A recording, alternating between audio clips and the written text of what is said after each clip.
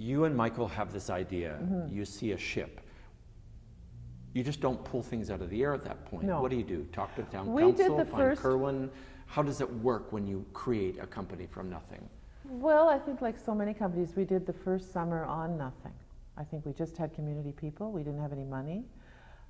We wrote a little play ourselves that was based on the history of the Kippawa, and we got some local people to come and act in it, and it ran for a week, and it was a very small space, and of course it sold out, and everybody was excited all of a sudden about this shabby little boat, and so we applied for money, and then Michael wrote a play about the mystery of the Mary Celeste, which again is a very big topic down there, and we had a bit of money then, and we hired some professional actors, and I directed it, and the season went from a week to 2 weeks maybe, or 2.5 weeks, I don't know.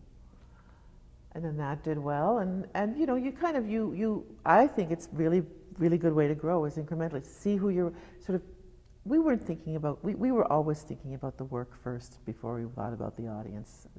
Nobody thought about the audience in those days, we just made the work. But I think somewhere in the back of our minds, or at least the back of my mind was, you know, you plan incrementally. You don't spend more than you always budget. There's a term for it. I remember when I heard the term, I went, well, that's just what I was always taught to do, but it's, you budget as if you're gonna get less money.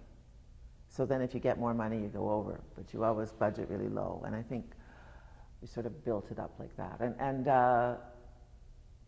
Yeah, by the third summer, the summer of the Hanley Page, or I guess that was the fourth summer, I remember that was so huge because we actually got we got $25,000 from somewhere.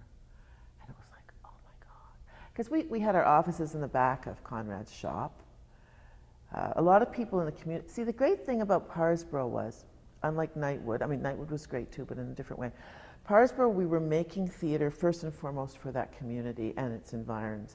So people in the community were incredibly supportive, whether it was the office, whether it was props, whether it was expertise, whether it was, you know, it became a community event, and it was so wonderful after so many years in Toronto where sometimes you just feel like you're playing for the same people. You're passing the same $20 bill around, right? There's this kind of group of people that go to independent theater, and you sort of see those faces again and again. You think, who are we actually talking to here?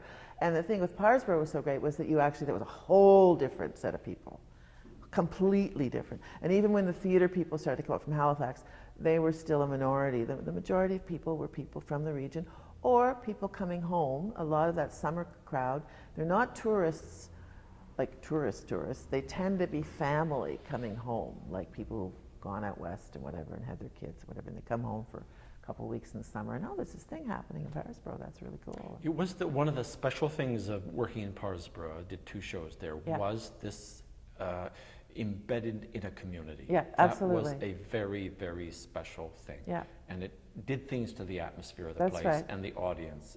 And the second was this ship and this tent that was a little out of control when it blew. And all those kind of indefinitenesses, and someone is going up on the tent because whether there's footsteps going up because something has to be cleared, made a kind of visceral excitement of what was going on. That's right. As opposed to close the door in a black box, the lights go up and the stage manager I know, and everything's safe. You all go home, and so it just had more blood in its veins, it seemed to me, than many other places, and I adored it. Yeah. So let's talk a bit about the evolution of theaters, as it were. Yeah. And perhaps we can follow the evolution of Ship's Company. Because you left, and then Michael passed it on, and then a couple of others, and I was there in Scott Burke's time. Scott got very canny about making relationships with the government. He wanted to solidify it. He got the building built. And he said we have to preserve the ship that is not going to last, and we have to build. That's right. Scott is now gone and has moved on, but it's a different place now, it seems to me. Can you describe what that kind of evolution in a way?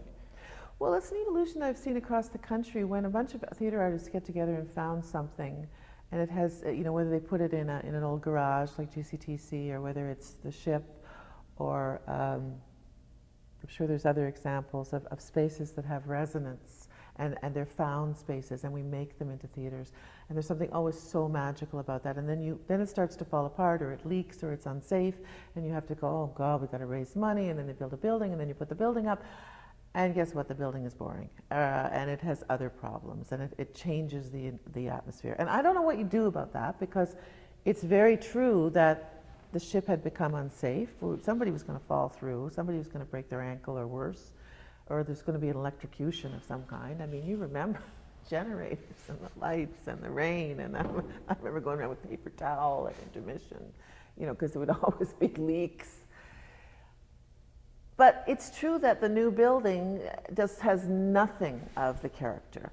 And partly I think that's because they didn't, you know, I think that it wasn't finished to the degree that they had originally hoped. As always, you run out of money, you start making shortcuts, then you have to live with those shortcuts. So again, I don't have any expertise in that period. I wasn't there, but from what I understand, there were things that they'd hoped to finish better than they did. But the art there's a kind of concrete, what's the word? It becomes, I don't know, solidified, safe.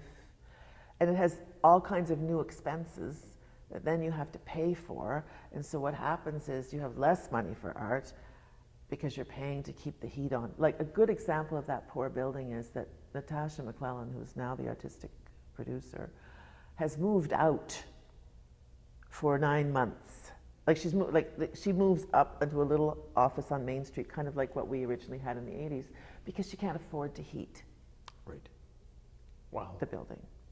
It's so expensive to heat. They put the oil tank on the ceiling, on the roof, on the Bay of Fundy. A few years ago, under Matthew Tiffin, it sprung a leak, and the oil came down through the whole building, and they had to shut everything down, and it took 6 to 8 months to clean it out. You do wonder about people who design theaters. Like, have they ever, you know, what can I say?